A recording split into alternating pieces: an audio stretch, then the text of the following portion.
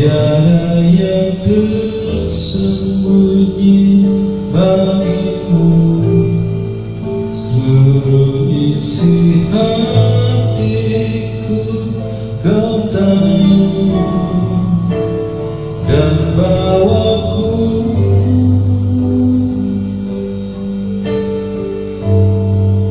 untuk lebih dekat lagi padamu, tinggal dalam indahnya dekapan kasih-Mu.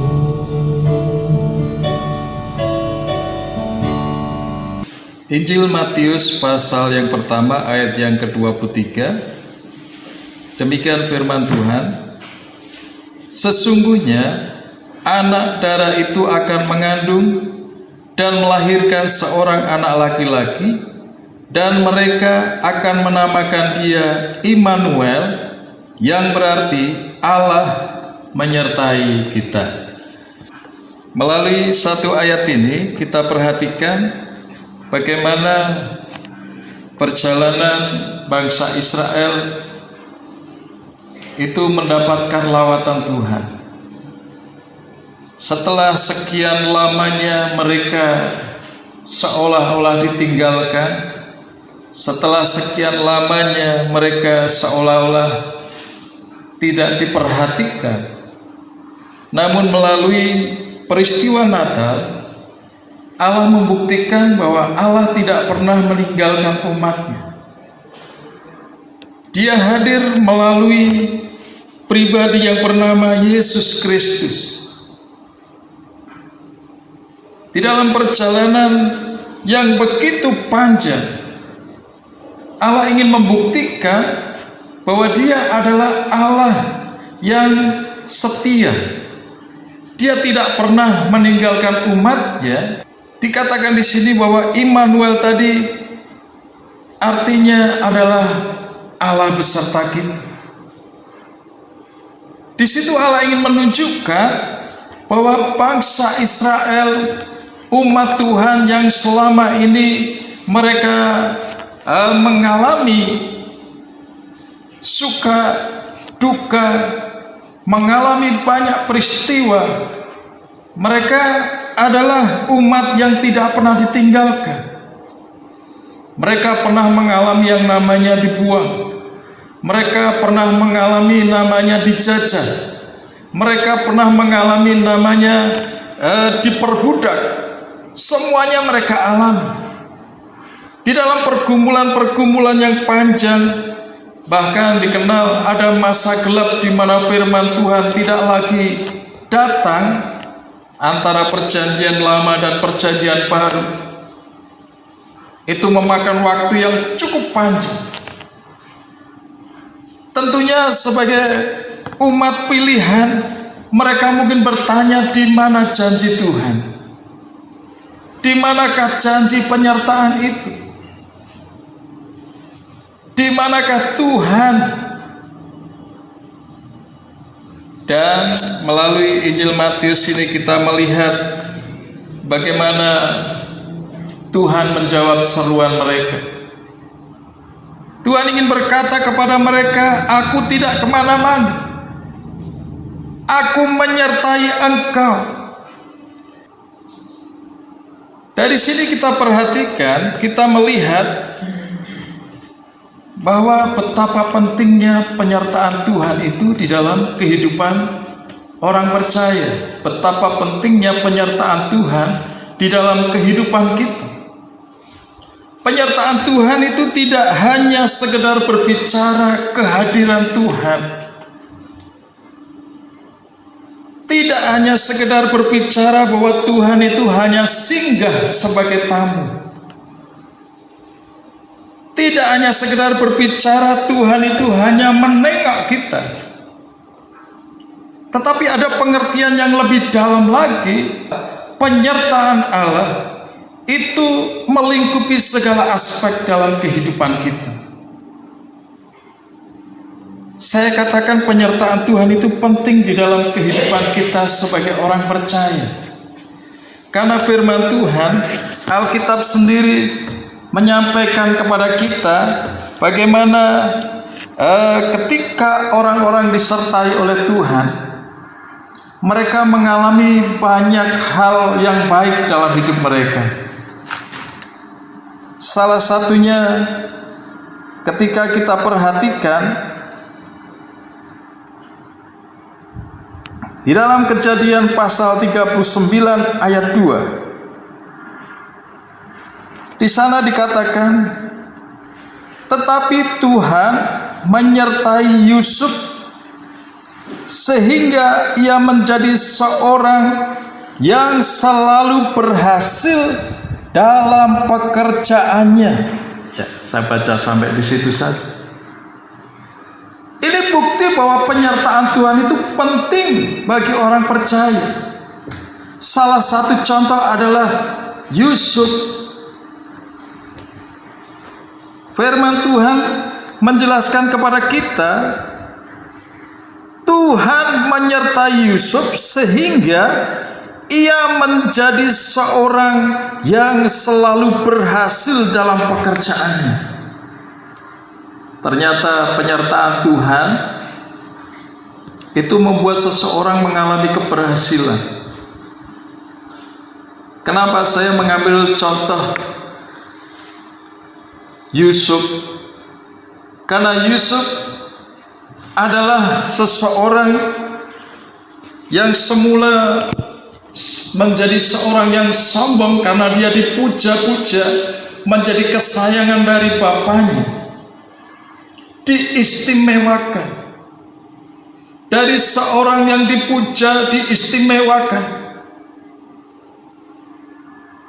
dia mengalami kejatuhan, dijatuhkan sedemikian rupa oleh saudara-saudaranya, dijual sebagai budak. Itu artinya dia ada pada titik terendah di dalam hidupnya. Dia tidak lagi orang yang istimewa. Tidak ada satu budak pun yang mendapat penilaian istimewa. Dia bukan orang yang istimewa lagi. Dia tidak lagi diperhitungkan. Orang yang dijual sebagai budak itu sama halnya orang itu sudah dianggap mati. Karena tidak akan pernah tahu dia nanti pergi kemana. Namanya mungkin sudah diganti dengan nama yang lain. Tetapi kita perhatikan, ketika Tuhan menyertai Yusuf di dalam titik terendah hidupnya, Tuhan sanggup mengangkat dia. Tuhan angkat Yusuf, orang yang sudah dilupakan, orang yang sudah ditinggalkan, orang yang dianggap tidak istimewa lagi, tidak dikenal lagi. Tuhan angkat sedemikian rupa menjadi orang yang hebat. Ini adalah salah satu arti Immanuel yang perlu kita renungkan di dalam kehidupan kita. Bahwa Immanuel itu bukan hanya untuk Yusuf, tetapi juga untuk kita semuanya. Kadang kita mengalami peristiwa kehidupan yang mungkin juga membuat kita hari-hari ini ada di dalam titik terendah dalam hidup kita. Saya tadi mengambil contoh seorang yang bernama Yusuf. Dia ada dalam titik terendah hidupnya, tetapi karena dia tidak pernah meninggalkan Tuhan, Tuhan angkat Yusuf. Kalau dipikir secara manusia mustahil. Sudah seorang budak, lalu dianggap melakukan pelanggaran dan dipenjara. Budak itu kalau sudah dipenjara itu sudah tidak bakalan keluar. Tetapi itu adalah proses hidup. Ya, semoga apapun yang menjadi persoalan kita, jangan pernah putus asa. Amin. Kalau Yusuf mengalami yang namanya Immanuel, disertai oleh Tuhan, saya yakin kita juga mengalami hal yang sama. Di dalam 1 Samuel pasal 18 ayat yang ke-14, penyertaan Tuhan kepada Daud. Penyertaan Tuhan itu membuat Daud menjadi orang yang berhasil. Dikatakan di dalam 1 Samuel 18 ayat 14, Daud berhasil di segala perjalanannya sebab Tuhan menyertai dia. Sama. Ketika kita melihat Yusuf, di sana dikatakan Yusuf itu menjadi orang yang selalu berhasil dalam pekerjaannya. Kenapa? Karena Tuhan menyertai Yusuf. Immanuel. Jadi Natal memiliki pesan yang luar biasa bagi umat Tuhan. Tidak bisa kita pungkiri bahwa kita berhadapan dengan persoalan hidup. Kita tidak bisa mengelak, kita tidak bisa melarikan diri. Kuat atau tidak kuat, kita harus menghadapi persoalan hidup itu. Tetapi dengan kekuatan kita sendiri, kita tidak berarti apa-apa. Orang yang berhasil dan sukses dalam hidupnya, menurut pandangan dunia itu ada 3 hal yang harus dimiliki. Pertama, IQ. Otaknya itu bagus, dia pandai, pinter, cerdas, kan begitu. Yang pertama adalah IQ. Yang kedua, skill, keahlian. Orang yang ahli itu dibutuhkan di mana-mana karena punya keahlian.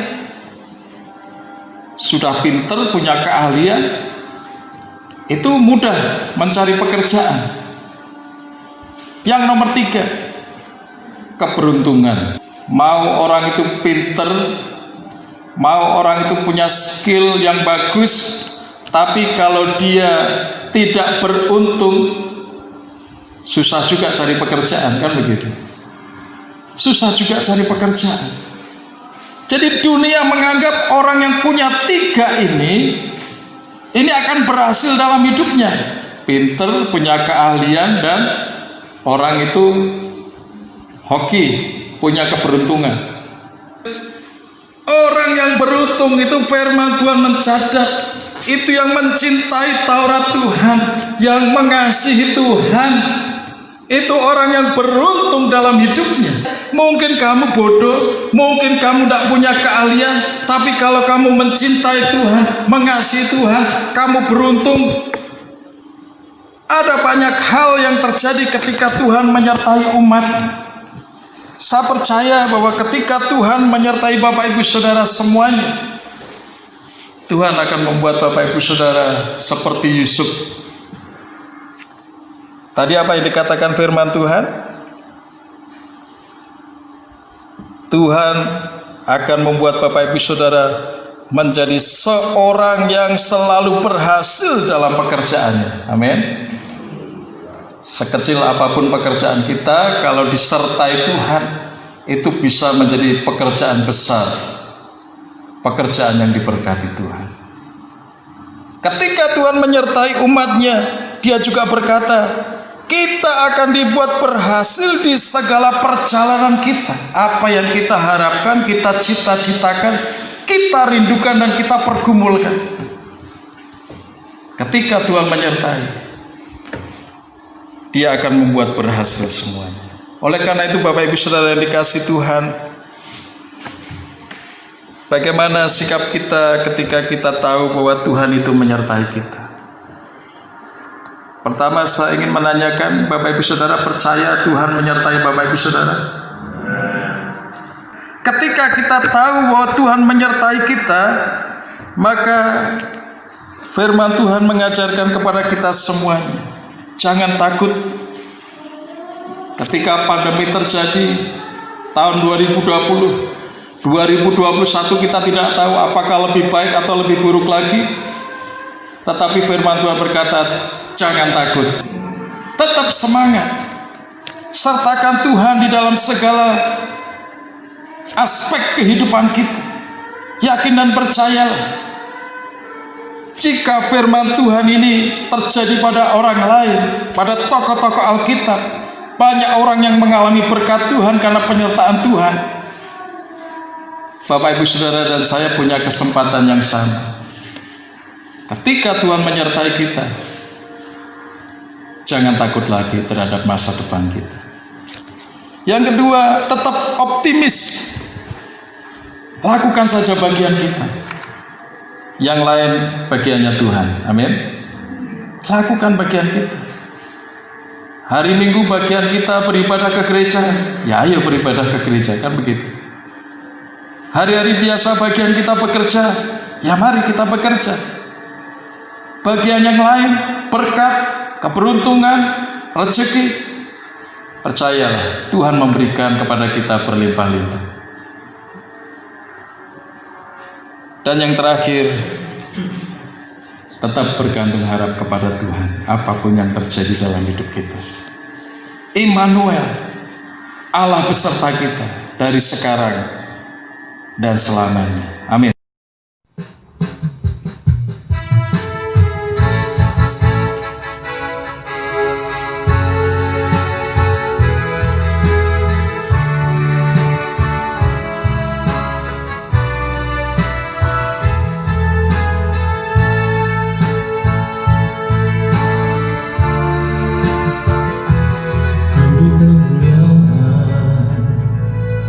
Dan hormat,